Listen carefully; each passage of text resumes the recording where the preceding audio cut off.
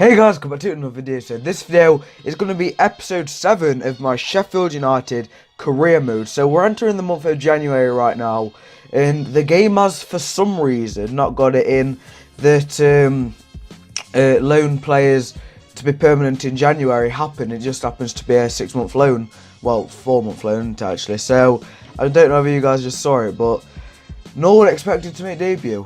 In my free time just now, I have just signed Norwood for the Blades, just so you guys don't have to watch it. 3 million it was in the end. It told me to offer between 3.6 million, like 4 million. So I just offered 3 and it got accepted instantly. Possibly could have got him cheaper, but who knows. So yeah, the transfer window has opened, so that means that we can sign players. So these are all of my scouting things. I'll probably go on to this to make it easier. So I've got a pacing prolific striker, decent fullbacks twice apparently. I'll have to change that, but I've also got this one, as you can see down the right hand side. First team quality, age range 23 to 28, and contract remaining 0 to 1 years. So basically they're players that I can get on free transfer windows, on free transfers, and these are all the options I've got so far. He's not actually available, is he? The rest of these, sorry. So, Nelson Oliveira, 6 months remaining. I can get him if I wanted to. Who else looks decent? He looks pretty decent. Ryan Christie, I can get him if I wanted to.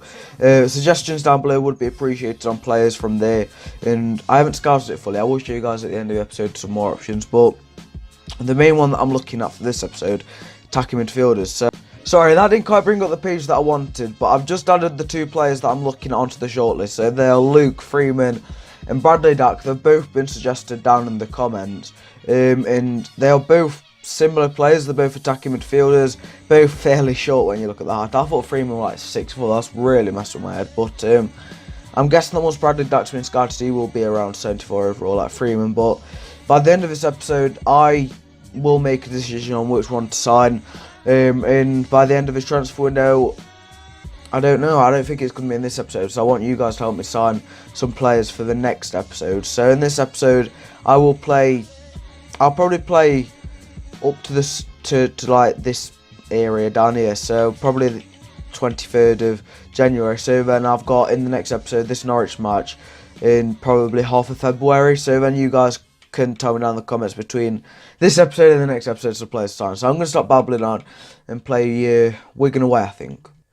So the first match of the episode is Wigan away, and oh, that kit's horrible. I really don't know that kit, but the lineup is on screen right now for you guys. I think I'm actually going to take out Jacko Consi's knackered for him, for Stearman. But that is the lineup. So Dino in there, centre backs Egan, Stearman, and Keane Bryan. That's probably the first time, possibly the last time we're ever going to see that as a trio. But Freeman at right back alongside Ender Stevens, similar to real life at the moment.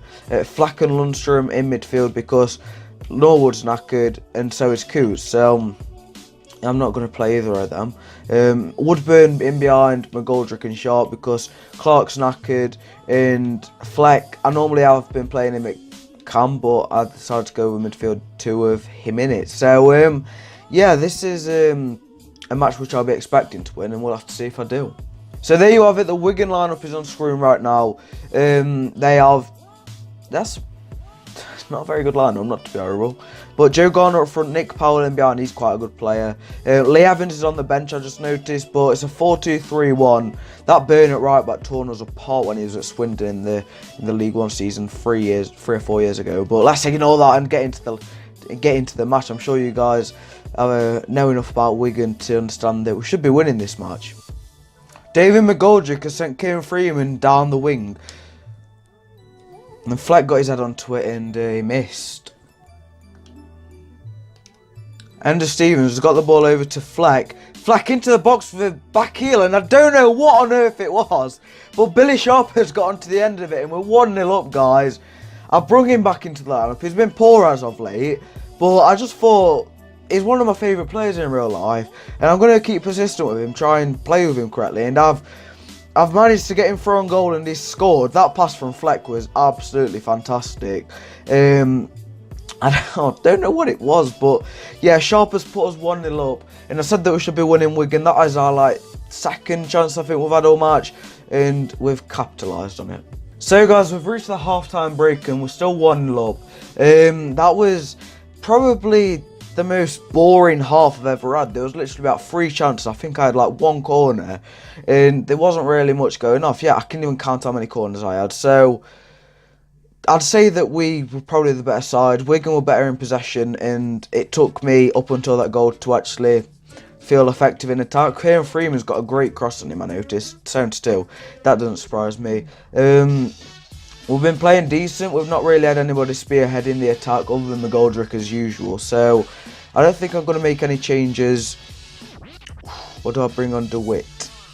Let's bring on DeWitt for Woodburn, because Woodburn is only a lone player. DeWitt is going to be a player for us for a long time coming. So if we develop him and get used to him in this second half, it could be big towards his growth. Who knows? But yeah, second half, we're 1-0 up. Let's continue it. Oh no, Gavin Macy is through on goal. Oh, Dino's come big with the save. I couldn't talk there. I didn't know what I could have bloody said other than, you know, 1-1. But Dino's managed to keep us winning. What a save that is by Dino. Wigan have been putting on the pressure in this last 20 minutes, I would say, in the game. And Darren Gibson there, almost breaking the deadlock for Wigan. And it hit him in the face. What a save it was. Get in there, guys. Although we could have made that a lot easier for ourselves by just playing well, we've ended up winning 1-0 against Wigan. You can see there Dino coming big in the last 10 minutes. And looking at the stats, Wigan probably should have at least got a draw out of that. But I'm not complaining. We were more clinical than they were, and at the end of the day, that's why we've won. So I think we've got a match to simulate now, which was Villa in the Cup, and then we've got QPR at home to simulate. Then we've got a match to play at the end of the episode, which I think it was Swansea. Yeah, we've got Swansea away after simulating these 2 matches, and by the Swansea match, we should have one of them 2 attacking midfielders to sign between Dak and Freeman, which I'm going to choose, and then you guys can choose another player to sign for the next episode. But why on earth is there a loan bid from an Argentinian side or Colombian for Jack O'Connell? Get in the bin. Leon Clark getting offers as well. Get in the bin as well. So it was Villa at home that we had to simulate in the cup match, and because it's not a week, I think, until we've got the next match, I'll just simulate it with the same lineup as what we went with in that match that we just won. So yes, the first round of the FA Cup, I think, that we're in, is it like the second or third round? I've not a clue, to be honest, but we've gone 1-0 down Yannick Bolasie, and when you look at their squad on paper, it's a very good one, and I can't say that I'm surprised that we are losing, but I was looking at the camera and we've gone 1-1. David McGoldrick scoring. I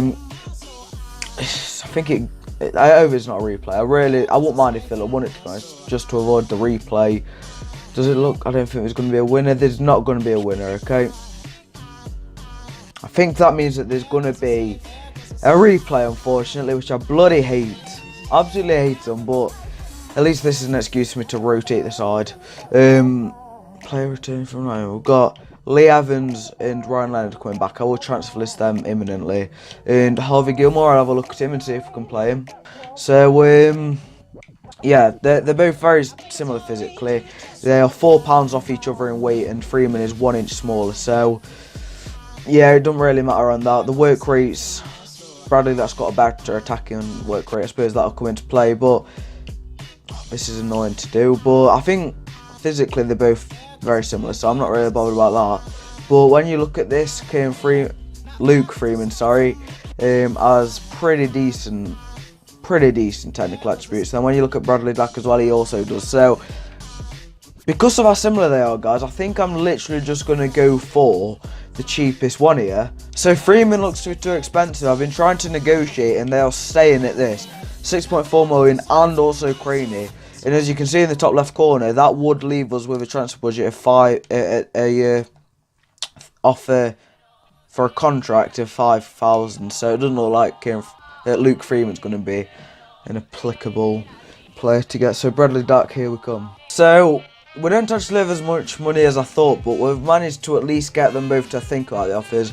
which normally means that we're not going to get the players. For Bradley Dack, it's like 5.something million, and Luke Freeman 5.something million alongside Craney. So that's frustrating that we don't actually have as much money as I wanted, and you can't even ask for money on this game still. That's silly. Right, so I think I know which player I'm getting, because the Bradley Dack offer has been deemed as unacceptable and they want 7.3 million plus a 5% selling clause, so let's delete that message. But Luke Freeman has been accepted for 5.4 million, and also Martin Craney, so let's accept that. No, I've already accepted it apparently. Let's negotiate it, sorry. I'll just say reject to that Bradley Dack one. Negotiate a contract with Luke Freeman.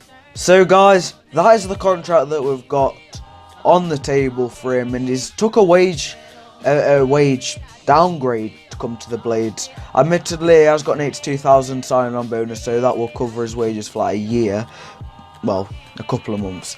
But yeah, Luke Freeman, I'm happy to sign you. You're the second Freeman that we've got at the club. Expect me to probably get a couple of errors in that, but I feel like I'm happy at this one, so it's more realistic. Bradley Dack we didn't go for at all in real life, as far as I am aware. And Luke Freeman, we was going for him for quite a while. And also what it's done is it's got rid of Martin Craney, a player who didn't get played at all. I think he made one appearance max. So I'm going to tinker around with the lineup and get ready for this Swansea match. So yeah, we've got QPR to simulate at home. I'm literally just going to go with the same lineup, other than Freeman coming in for Ben Woodburn. So he's making his debut at the Lane against QPR, the side that we've just signed him from. I don't even know where he'd be playing. Probably where that Jatta's playing on right wing. So they've either signed a replacement for him already, or you know, he was already there. But we want one little David McGoldrick and Massimo Luongo equalise. But David McGoldrick getting another goal to make us go 2-1 up. Freeman, that's confusing, that is. Both Freemans came off at the same time. Like, Jesus Christ.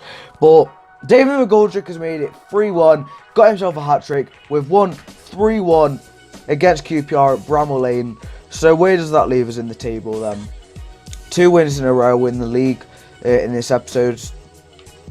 I've got to simulate this Villa match, which I will fully do a rotation. But how do you look? How do you even do this? I haven't even been on this yet. Championship, please. Let's have a look. So we are third in the table, 2 points behind West Brom, 3 points behind Stoke. So it looks like both of them sides have won their matches in this episode as well. Stoke won 3-1 away at Brentford, and West Brom won 2-0 at home to Norwich. So yeah, that's an interesting table. Preston are bottom in real life. Playoffs in this game. Wednesday 10th, 5 points off the playoffs. That's quite funny. And Blackburn and Birmingham both in the relegation spots alongside Millwall. Wow. So we're going to simulate this Aston Villa match, and then we've got Swansea away. So just before we get into the next match, we've actually got an offer for Ryan Leonard of 1.1 million, so I'm just going to instantly accept that. He's not a Blade anymore, so I'm not even going to try and negotiate it. Also, Richard Stearman has been offered a deal. I'm not going to get rid of him. He's been good when I've played him, and that deal was way too cheap, 560k. So let's get into this match away at Aston Villa in the FA Cup replay. I've actually literally just done a complete swap of the lineup. You could see on screen, you know, Doherty is a centre mid playing and centre back. We've gone 1-0 down already. Gilmore and DeWitt in midfield as a duo. Hallam at Cam, and I wasn't expecting to win this match. To be honest, I just wanted to play a fresh side, and we're 2-0 down now. Yeah, I'm not that bothered about losing it, to be honest. I'll just click Y, just so then we can get to the end of the match. So we've lost 2-0, which is a respectable scoreline compared to what I was expecting in terms of a lineup I put out. But yeah, we're out to the FA Cup, but the main goal for this season is the league. We've got Swansea away to play. I'll do the lineup and I'll meet you guys in a second. So yeah, Ryan Leonard has just been sold, and we've got 775k in the budget. And coincidentally, Lee Evans has just got a deal from a Portuguese side, Gamoeiras, for 2 million. So I'm going to accept that as well. It's happy to see. I am happy to see. Sorry. That you know, deals are coming in and being accepted and stuff for the transfer listed players. This is another player that I told to sign by you guys. I've just remembered 2 of them actually. I was asked to sign Brahim Diaz, and also Tahit Chong. So he doesn't look good enough. I'm sorry, guys. I don't think he looks good enough. He's 67 overall. He's not even that fast, and I feel like Diaz could be a better option. And I will probably get him on loan in the next season or something when Ben Woodburn's gone. So them two have been scouted. I will be sure to put them on my shortlist later on. But for now, I don't think I'm going to sign either of them, or unless I feel I need to. So I've got Swansea away now. Going away to the Liberty, it could be a hard match. So the lineup is Henderson, Egan, Keane Bryan, O'Connell. And let's say that Keane Bryan has worked himself into the lineup really well. It's been very good. Baldock and Johnson at fullbacks. And I've kept Freeman on the bench too. We were quite good in that last match, but I feel like Baldock is just a little bit better.